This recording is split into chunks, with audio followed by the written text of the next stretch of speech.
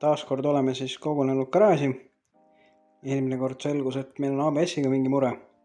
Ennem siis tahaks keneka ära vahetada, et see kenekas hakkab ka õhtale minema. Et nii kui mootoril vendi käima lööb, siis tõmbab pinge alla ja käib korralik jõnks läbi siit. Aga siis proovikski ta siit vahelt nüüd kätte saada.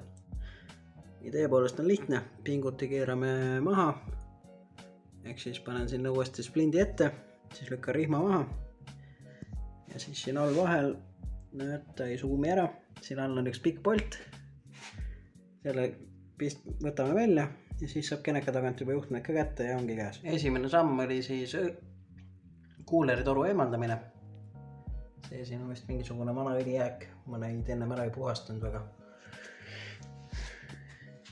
Nii, siit on siis juba parem vaade. Siit alt ma proovin saada 6 kant võtme vahele ja siis saame juba keneka kätte. Kenekas oli siis kinni 2 poldiga, ülevalt on 1 polt, alt pikk polt ja mutter otsas. Nii, enne kui me nüüd siin, ma keerasin ta teist pidi, mul on ilusti see kaitse siin alles, mis on suurel plussterminalil. Selline must kork. Et nüüd enne kui ma hakkan siit neid juhtmeid ära keerama, siis tuleb kindlasti aku lahti ühendada, sest muidu on siin sädemete veri. Just kuskil võib see plusskaabel ikka minna vastu massi. Ehk siis see väga oluline osa, et kindlasti lahti ühendada. Ja kui lahti ühendada, siis tavaliselt ikka miinusklemmet. Nii, nüüd on ohutu siia ligi minna. Mitte et see 12 volti meid nagu maha lööks, aga lihtsalt see võib meie elektroonikasüsteemi autole ära rikkuda. Kui me siin selline sädelust teeme. Aga egas midagi olegi, siin ongi 2 mutrit jäänud keerata ja tõstame ta siit vahelt välja. Huvi pärast mõtlesin, ma võtan ta lahti ka. Et vaatame, mis siis siin karul kõhus on. Neid ma olen kunagi vahetanud. Harju meil on, selles meil probleemi ei ole. Aga mida meil ei ole, on kontaktrõngad. Et see välimine on nagu täitsa asjalik, aga sisemisel on väga suur kulumine. Ehk sisuliselt tuleks see kontaktrõngad ära vahetada, need on iseenesest odavad asjad. Aga nende vahetuseks tuleb see dioodiblokk lahti lasta, tinutada, sulatada, joota. Siis veel laagrid ära võtta. Õigemini vist ühega piirdub, aga ühesõnaga, kuna see asi on 27 aastat vana, siis ma arvan, et kõige mõistlikum on siia asemele panna taastatud uus generaator. Ja see siis anda vastu. Ehk saab sellest ka ühel päeval siis uus päev ja uus kenekas. Ehk siis vana digi muutus uueks. Täpselt samad numbrid asjad on peal. Uus generaator ongi omal kohal. Rihm on ka peal. Panin õhutorud ka kokku tagasi. Keneka saime korda. Panin ka uue aku peale. Varsti näitan laadimist ka. See oli ilusti 1424. Aga nüüd siis ABS pump. Siin ma olen tegelikult juba tükk aega toimetanud, ma olen selle juba põhimõtteliselt kokku tagasi pannud.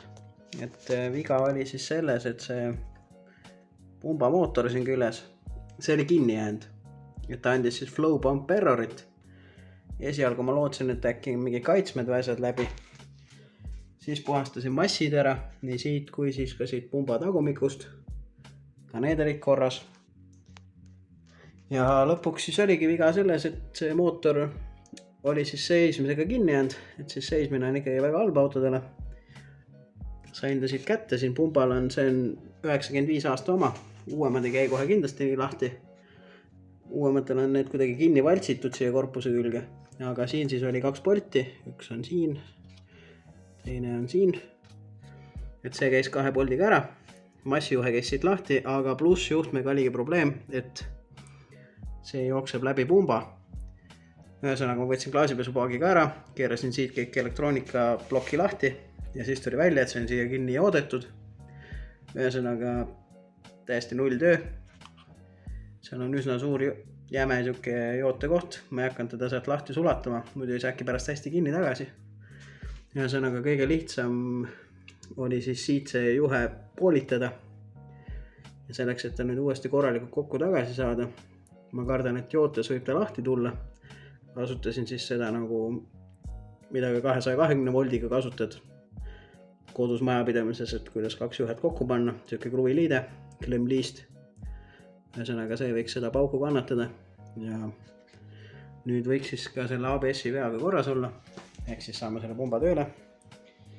Siis mul ongi veel natukene sättida, logari kruvid tagasi panna ja paisupakk külge ja siis äkki saame ka ta uuesti käima panna.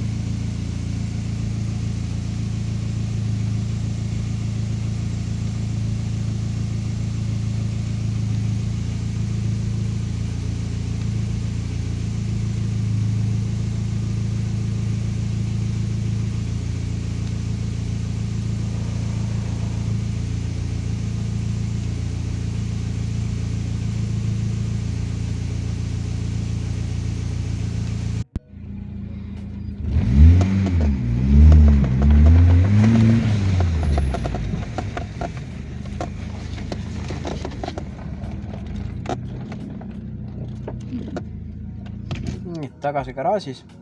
Nüüd tegelikult tahakski rääkida sellest, miks see tuli siin vilgub. See on siis IMO tuli, aga kuna meil ei ole originaalaju, siis ta arvab, et aju ei ole, et võti ei ole õige. Ja sellepärast ta nii rahutult siin blingib. Selle pirni ma pean välja võtma. Siis saame sellest lahti. Aga selles mõttes aku tuli on sellepärast, et automootor ei tööta praegu. Aga igatahes jah, see kenekas toimib, laadimine on korras, ABS on ka nüüd korras, sest üle 20 sõites enam neid erroreid ette ei tule, mis ennem tulid. Ehk siis see pumbamootori nii-öelda elluäratamine aitas meid. Nüüd siis tahakski need võreaugud ära värvida. Võtsin siis samasugust tooni nagu auto on all- ja parandusvärvi. Katan siit üleliigse kinni. Ja siis lasen selle spreiga üle, et ta oleks siis samasugune hõbedast tooni, siis ei torka nii väga silma. Värviprojekt siis vahepeal kuivab. Katsin siit kinni, mis vaja oli. Siin jah. Ütleme nii, et toon on päris hea. Et sees poolt need teibid ära koristada, need millest ma siin räägin, siis peaks see efekt päris äge olema. Aga ma lasen ta natuke kuivada.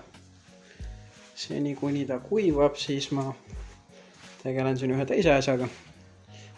Nimelt vaatan, kuidas see antitiib siia sobiks. Iseenesest siukse auto küljes ta ka oli. Kuid hetkel ma ei suuda välja mõelda, kuidas seda hästi kinnitada. Ilmselt peaks siia tiiva sisse mingid tikud liimima ja siis luugist augud läbi puurima, et seest mutritega panna. Sest et ta ära lendaks on ilmselt viimane asi, mida ma tahan. Seega tuleb mõelda, kuidas ma saaks ta siia kindla peale kinni, nii et ta siia igaveseks jääb. Aga ma ei tea, mis te muidu arvate sellest. Iseenesest ilmselgelt tuleb see hõbedast värvi värvida. See ei ole kõige parem nurk.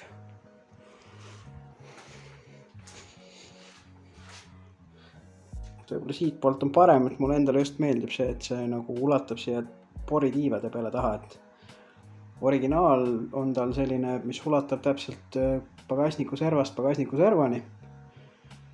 Kuid siis ma just tahtsin midagi sellist, mis ulatuks kaugemale.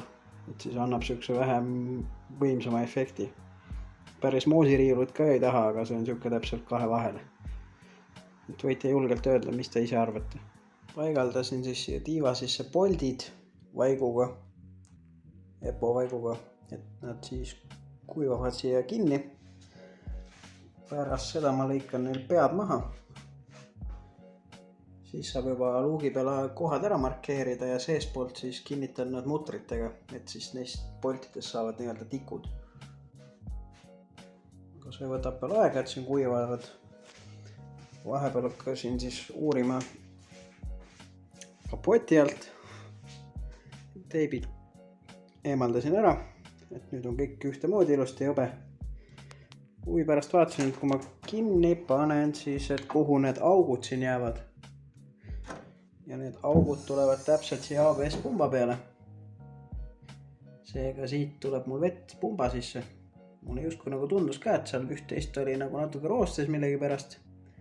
Seega sellest kanistrist ehitan ma siis praegu siia pumbale mütsi pähe. Tegelikult on olemas ka tehase poolt üks ilusam lahendus. Mitte Audi oma, vaid Volkswageni oma Passati pealt VR5 mootoriga. Et saab siia terve plasmas katte, aga kuna seda nii lihtsalt ei leia, siis hetkel ajutiselt peab kanister selle töö ära tegema. Kohe vaatan, mis sellest saab. Sellise katte siis praegu välja mõtlesin. See siis hoiab hetkel vihma eemal, kui auto peaks õues seisma. Muidu siin on nendest aukudest voolab täpselt sinna peale. Nüüd siis voolab üle vähemalt. Teisele poole nende aukude alla jääb kollektor. Siia peale on mul tehtud metallist kate. Aga seda ma kasutan ainult talvisel ajal, et antud momendil parema jahutuse jaoks oleks parem, kui siin ei ole asju ees, et seda kiiremini see kuum õhk siit alt üles jõuab.